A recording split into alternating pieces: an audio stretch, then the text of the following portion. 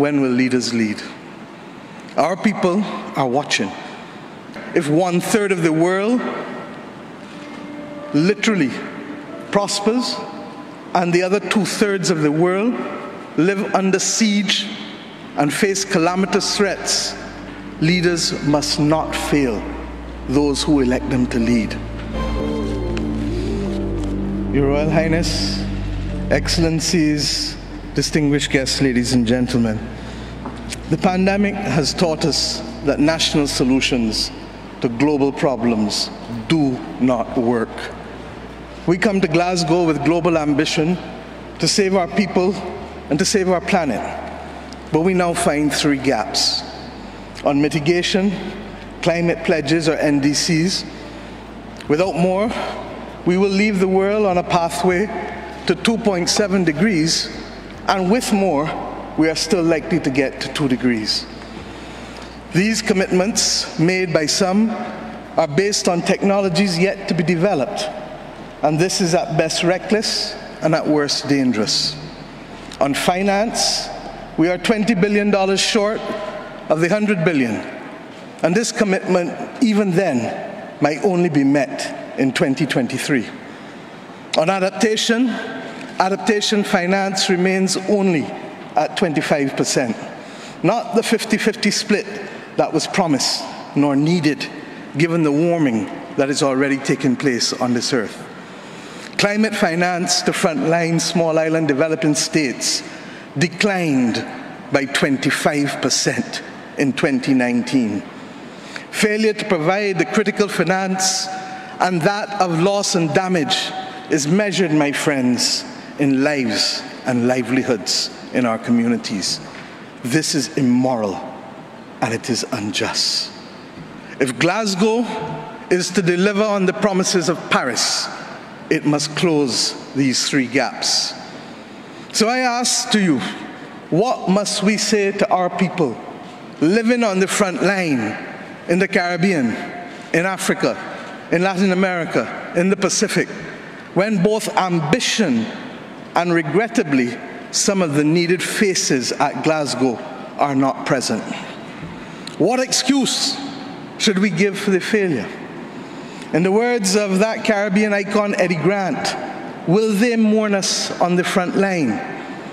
When will we, as world leaders across the world, address the pressing issues that are truly causing our people angst and worry, whether it is climate or whether it is vaccines? Simply put, when will leaders lead? Our people are watching, and our people are taking note. And are we really going to leave Scotland without the resolve and the ambition that is sorely needed to save lives and to save our planet? How many more voices and how many more pictures of people must we see on these screens without being able to move?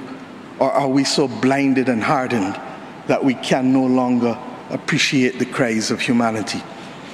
I have been saying to Barbadians for many years that many hands make light work.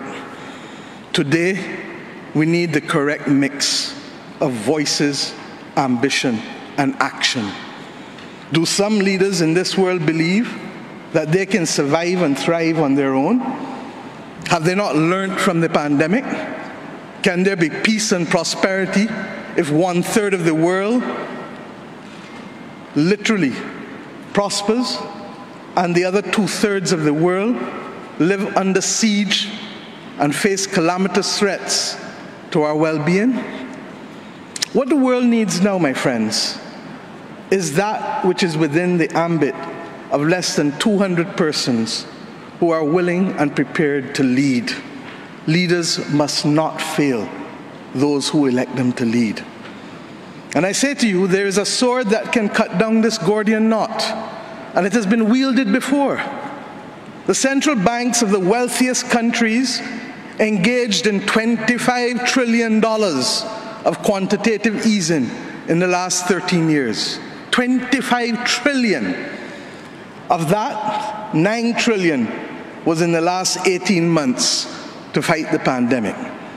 Had we used that 25 trillion to purchase bonds, to finance the energy transition, or the transition of how we eat, or how we move ourselves in transport, we would now today be reaching that 1.5 degrees limit that is so vital to us.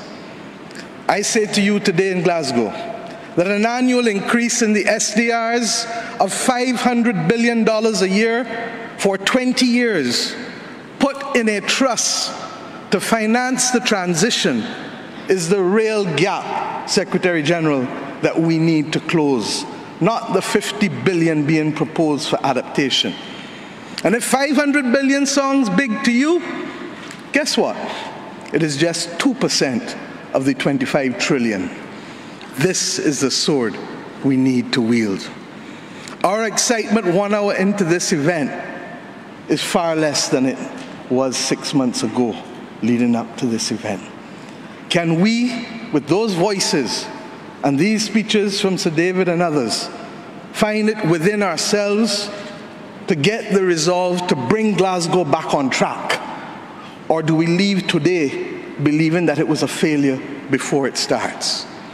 Our world, my friends, stands at a fork in the road, one no less significant than when the United Nations was formed in 1945. But then, the majority of our countries here did not exist. We exist now. The difference is we want to exist 100 years from now.